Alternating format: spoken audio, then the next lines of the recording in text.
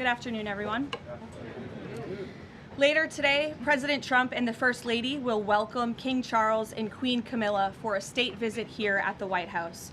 First Lady Melania Trump has led all of the preparation for the state visit, which will honor the long-standing and special relationship between the United States and the United Kingdom. As I told many of you on Friday afternoon, I thought that would be my last time taking your questions until after my maternity leave.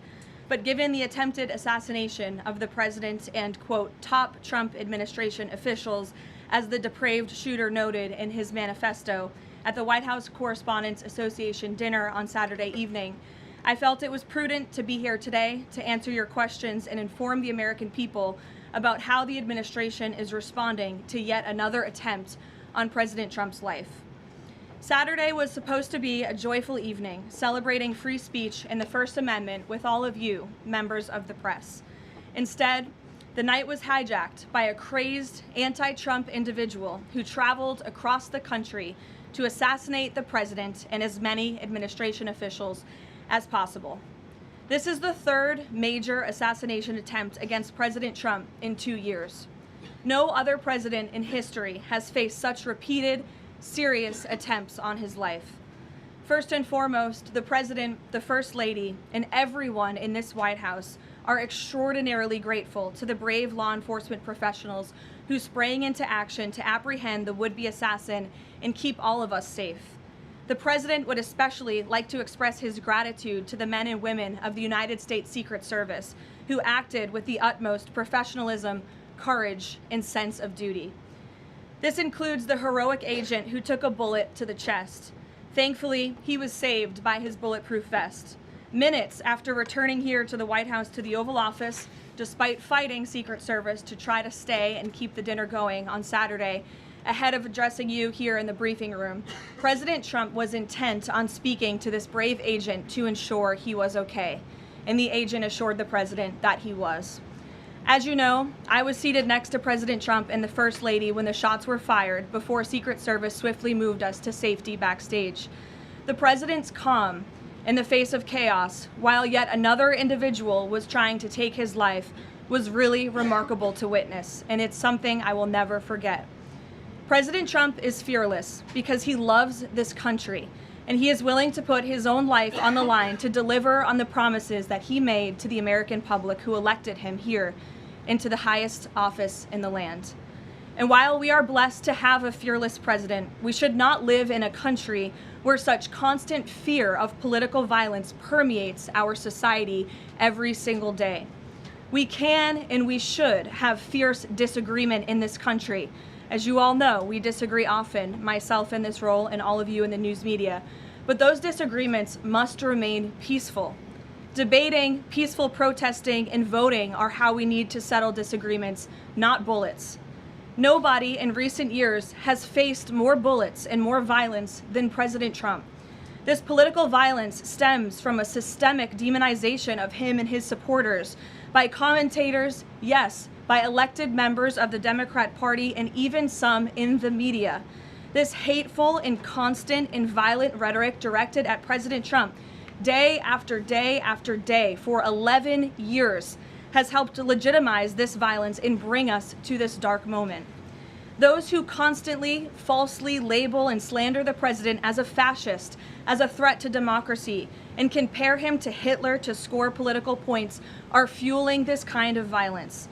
The left-wing cult of hatred against the president and all of those who support him and work for him has gotten multiple people hurt and killed, and it almost did so again this weekend. When you read the manifesto of this shooter, ask yourselves, how different is the rhetoric from this almost assassin than what you read on social media and hear in various forums every single day? The answer, if you're being honest with yourself, is that there is no difference at all. Much of the manifesto of the would-be assassin is indistinguishable from the words that we hear daily from so many. For example, as the First Lady of the United States pointed out this morning, just 2 days prior to the shooting, ABC's late-night host Jimmy Kimmel disgustingly called First Lady Melania Trump an expectant widow.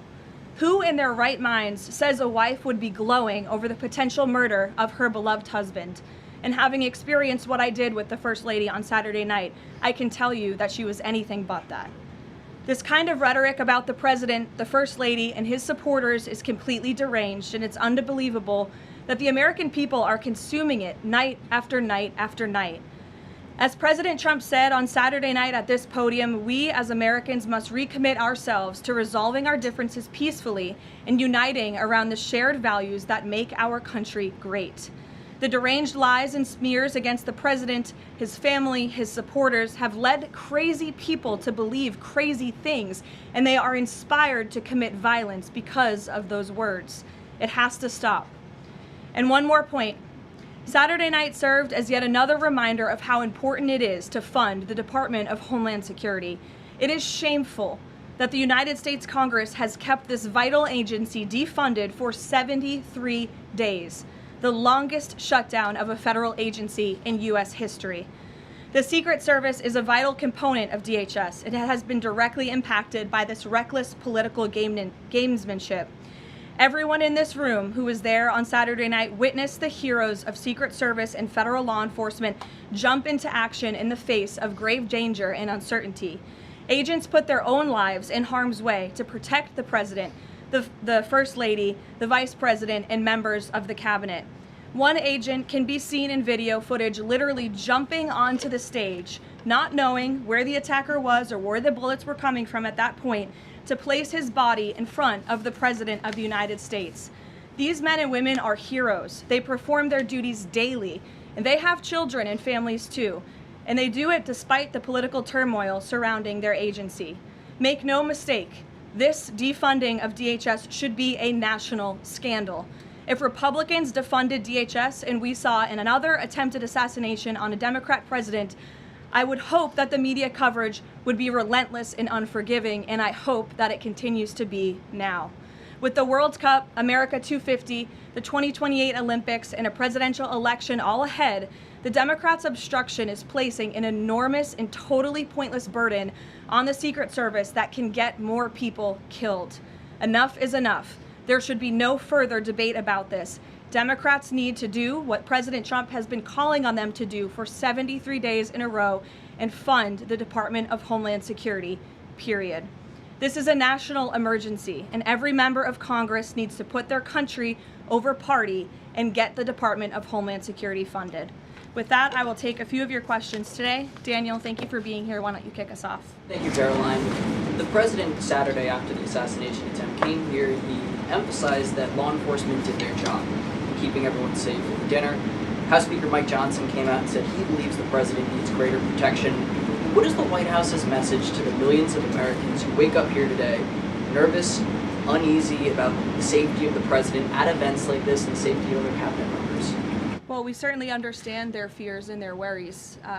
As you heard from the president himself, he continues to have trust in the United States Secret Service. As I just said, these are great men and women who are doing their jobs and performing their duties honorably. As we all witnessed on Saturday evening, within minutes, the president, the First Lady, the Vice President, members of the president's cabinet were ushered out of the room. The perpetrator who sought to inflict massive harm, as we all now know with the release of the manifesto on administration officials and the president himself, was stopped at the security perimeter that was set up. He tried to charge through it, as you saw on video, and he was quickly neutralized by Secret Service, and thank God that he was.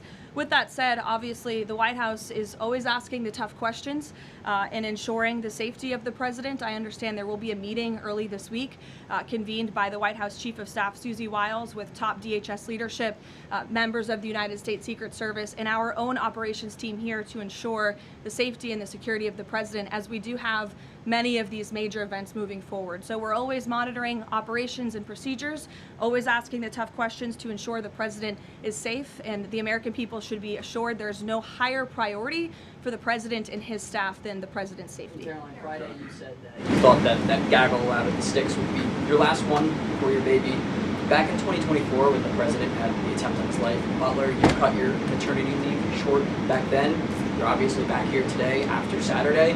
Can you just elaborate a little bit why you felt it was important to be here to brief to the media and talk to the American people from the stand? Sure.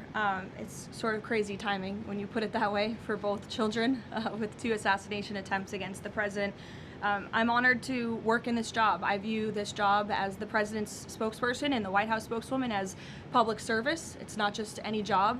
I'm honored to do it, and I'm honored to work and speak on behalf of President Trump, who has faced unprecedented adversity and challenges, and I'm honored to work for him. And again, as I witnessed on Saturday night, just his dogged resolve and determination to get back onto the stage, and he was pushing Secret Service and law enforcement to allow him to address, and that really, I think, hopefully gives the country the type of strength that we need. And I certainly know, as his spokeswoman, and I can speak on behalf of all of the staff here at the White House, the president inspires all of us to just keep going and keep fighting every day. Thanks, Daniel, and congrats to you on your new baby. He's beautiful. Aisha. Just on the rhetoric, you mentioned the First Lady and Jimmy Kimmel. Jimmy Kimmel's comments were, "Mrs. Trump, you have a glow like an expectant widow." And he said this days before the shooting, but there does seem to be a normalization of rhetoric about assassinating this particular president. How can this administration try to put an end to this?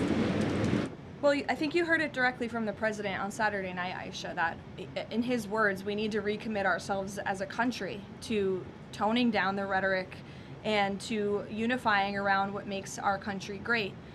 That's true of everyone who works in this White House, but as I said, it's also true of everyone who has a voice and a platform across this country, whether you're on television, a podcast host,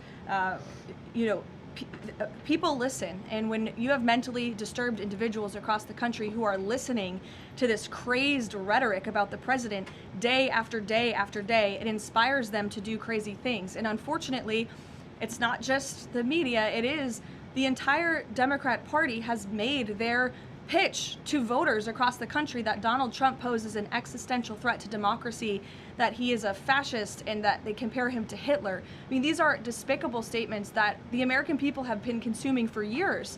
And so many mentally perturbed individuals are led to believe these words are truth and then are inspired to act on it. I have a whole host of examples that we can share with you after. It is pages and pages of major Democrat Party elected officials saying, such as Rep. Hakeem Jeffries just this month said, "We are in an era of maximum warfare everywhere all the time." Governor Josh Shapiro said heads need to roll within the administration. Senator Alex Padilla said people are, quote, dying because of fear and terror caused by the Trump administration. Senator Elizabeth Warren, President Trump is making the country look like a, quote, fascist state. Senator Adam Schiff saying President Trump using a dictator playbook. Senator Ed Markey calling President Trump a dictator, saying that this administration's actions are authoritarianism on steroids. Governor J.B. Pritzker, "Never before in my life have I called for mass protest disruptions. These Republicans cannot know a moment of peace." You have Rep. Presley saying, "We'll see you in the streets." Rep. Monica McIver, a Democrat representative on Capitol Hill, "We will not take this shit from Donald Trump. He thinks he's a dictator. We are at war." These are Democrat elected officials calling for war against the President of the United States and his supporters. I could go on and on, but again, when you have people in positions of power that are saying things like this every single day for years, you are inspiring violence by people who are already mentally ill. And that's what we've seen against this president for far too long. This is disinformation and misinformation online. There will be bite-sized clips that will go viral to the point where there are Americans in this country that believe that what happened Saturday night was staged. How does this White House tackle that with social media companies out there, whether it's X, Facebook, Instagram? How do they work with these companies to make sure that doesn't get out of control? It's certainly a good question, Aisha. I don't have tangible answers for you on what we're doing with social media companies, if anything at all. What I will say is it's very important to us that we get the truth and the facts about this case and any case out there as quickly as possible to dispel some of that crazy nonsense that you do see running rampant online. And I think the Department of Justice and the FBI thus far have done a good job of disseminating the truth and the facts about this alleged attempted assassin, the perpetrator in this case, and I understand he'll be arraigned in court very soon. You all see that, and the Department of Justice will be giving a briefing and an update later today. So as far as we're concerned, just providing maximum transparency, and hopefully people will believe the truth rather than the lies and the conspiracies that so often do go crazy on social media. Rachel. Thanks, Caroline. Does the administration view this as a security failure, or did the protocols work as they were designed? The president has said he believes that the protocols worked. Again, you had a perpetrator who tried to breach the security parameter that was set up by Secret Service, and he was running as fast as he could and was immediately neutralized moments later. And again, having been right up there on the stage with the president and the First Lady, I can tell you it was seconds before we were told to get down, and it was seconds before we found ourselves in the hold room backstage. It all happened literally within a matter of seconds. The president, the vice president, and the First Lady being pulled to safety. That is not done if there's a lapse. So Secret Service did their jobs well. They communicated with one another to remove the president and the vice president to safety as quickly as they could, and obviously to neutralize the shooter as well. And thank God they did, because if that man was allowed into that ballroom, it would have been a much different scene. And just one more follow-up on just how the White House could be rethinking security protocols going forward. I mean, we all remember after the attempted assassination in Butler, there were indoor rallies that were held after that. Is that out of the question, changing any additional security protocols when it comes to how the president does these events that are outside of the White House? I definitely wouldn't say changes are out of the question. I think, again, that it's up to the White House here, and we view it as a great responsibility to ensure the maximum safety of the president and the vice president and the entire cabinet. And so we're always looking for ways to improve security. I think if you just sit here and say everything is perfect all the time, that's not a good way to operate. And so the White House will continue to engage with DHS and with Secret Service to find ways to improve and strengthen security. But as far as Saturday night is concerned, the president was satisfied with the response, and he's very grateful to the men and women who provided the response for him and his wife and members of his team. Deanna. Thanks, Caroline. The president has talked about rescheduling the dinner within 30 days. Does he have a specific venue in mind, and would he consider hosting it at the White House? Well, unfortunately, we don't have a room big enough here at the White House, which is another point to be made, and the president is absolutely right. It's why the White House Ballroom project is not just a fun project for President Trump, like you will read in the media. It is actually critical for our national security that a larger, secure building on this complex, which is the most secure complex in the world, is built to accommodate not only large amounts of guests, but also the president, the vice president, members of the cabinet. The line of succession in this country should be able to gather freely in safety without the fear of threats or political violence. And the White House Ballroom will provide that. And so it's critical that we get this project done as quickly as possible. Iran as well. Thank you, Caroline. Thank you, Caroline. Two questions, if that's all right. First, on the security situation on Saturday, kind of a follow-up here. Previous administrations have sent both the president and the vice president to the dinner, but after the foiled attack on Saturday, if the dinner is rescheduled, would President Trump and Vice President J.D. Vance both plan on attending? And is it wise to have both of them in the same spot, given the presidential line of succession that you mentioned a second ago? It's definitely a good question, and I know that it's one that will be raised. I can assure you the president intends to attend the event, as he has told all of you publicly. I don't want to rule in or out the vice president's attendance, but certainly that's a conversation that will take place. Iran has proposed a mutual reopening of the strait, leaving the nuclear discussion for later in the process. Given that the nuclear program has been a red line for this administration, would the president agree to that kind of phased negotiation? Well, only because it's been reported. I will confirm the president has met with his national security team this morning. The meeting may be ongoing, maybe not. I don't want to speak affirmatively because I was prepping to come out here, but the proposal was being discussed. I don't want to get ahead of the president or his national security team. What I will reiterate is that the president's red lines with respect to Iran have been made very, very clear, not just to the American public, but also to them as well. So they're considering it. I wouldn't say they're considering it. I would just say that there was a discussion this morning that I don't want to get ahead of, and you'll hear directly from the president, I'm sure, on this topic very soon. I'm going to ask you about the Fed chairman, but first, 3 assassination attempts in 3 years. Is this going to change the type of events that the president goes to? Well, again, that's going to be part of the conversations moving forward. But as you heard from President Trump, he does not want these deranged lunatics and these grave acts of political violence to change our American way of life. And I think it's a very brave thing for him to say. It'd be very easy for him to just hunker down here at the White House where he knows he's safe, but the president wants to be out across the country. He wants to go across the country to meet with Americans. He wants to celebrate the 250th birthday of our nation's anniversary this summer. As you know, we're gearing up for a big UFC fight here on the South Lawn. So there's many exciting events I know the president wants to be part of and will be part of moving forward. He's undeterred in that way, and it's something that inspires all of us here to keep going. Senator Tillis is now dropping his objection to allowing Kevin Warsh to be confirmed because the DOJ has closed their investigation. Is the president satisfied that an Inspector General report into the Federal Reserve is enough to look into these renovations? The president understands that the Inspector General has greater tools at their disposal, perhaps even more powerful than a grand jury, to continue investigating the financial mismanagement of the Fed building, which is a priority for the president.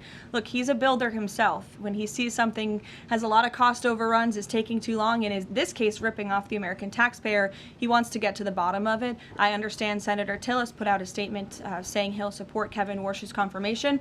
That has been our position all along from day one. He is more than qualified for the job, and we look forward to working with the Senate on his swift confirmation process. Megan. As a follow-up on Warsh, will the president be satisfied once the Fed's Inspector General finishes that investigation, even if it finds no evidence of wrongdoing? Well, that's a hypothetical question. I'll let the president speak on it when we see the results. It's obviously far too early to say. And relatedly, as a follow-up, now that it looks like Warsh will be confirmed by the end of Jay Powell's term, is he still considering firing Jay Powell if he stays on as governor after that? I haven't talked to him about it specifically, but I think the president will be satisfied once Kevin Warsh is confirmed as the Fed chair, which he should be. Karen. On Iran, the president had said last week that the U.S. has started the process of clearing the Strait of Hormuz of mines. Do you have an update on how many have been removed and an estimate of how long that process could take? I don't, but I would defer you to the Pentagon on that. We'll make sure they get you an answer, Karen. It's an ongoing process, though. It's still actually happening right now. Again, I would defer you to the Pentagon on anything with respect to clearing mines in the Strait of Hormuz. Thank you very much. I know that you said that the White House is reviewing the security protocols for things that could be done differently in the future. Have you identified anything so far that you would like to see done differently, or ask the Secret Service to make any changes in the security protocols for the president, particularly at these large events that are taking place off the White House campus? Not yet, no, but as I said, there will be a meeting here at the White House in the earlier half of this week, so those conversations will take place. And on the line of succession. And I would also just add, look, the Secret Service does not detail their procedures or operations to the public for obvious reasons, because you have crazy people who try to hijack them and get around them. So these conversations will take place in private, but if adjustments need to be made to protect the president, they will be made. Succession. The White House discussed doing like it does, for instance, with a joint address to Congress for these large events, and designating someone as the designated survivor for future large events that the cabinet attends. Well, those conversations ahead of the WHCA dinner did take place, but there were several members of the cabinet in the line of succession who did not attend for various personal reasons. So designating one survivor was not necessary, as we had several members who were not there already. Caroline, are people forced to dive under tables and fearing for their lives on Saturday night, including many of the people in this room, myself included? What is the president's message to those people who experienced that terrible trauma and maybe are still fearful today? I think he would say, as he sort of did on Saturday night, coming in here in his tuxedo, we can't allow these crazy people to let us be afraid. We have to keep moving forward, showing up, doing our job, celebrating our country, and doing what we know is right. But certainly we'd like to see the rhetoric against this president and his supporters toned down, because it is inspiring these crazy people across the country to target not just the president, but those who work for him and those who support him. And it must end. Is he following the arraignment of the suspect today? Yes, he is, and I know you all want to follow that too. It's happening in a few minutes, so I'll let you all go. The Department of Justice is also going to be speaking momentarily following the arraignment, and I pray that this is the last time I speak to you for some time until after my maternity leave. So thank you guys.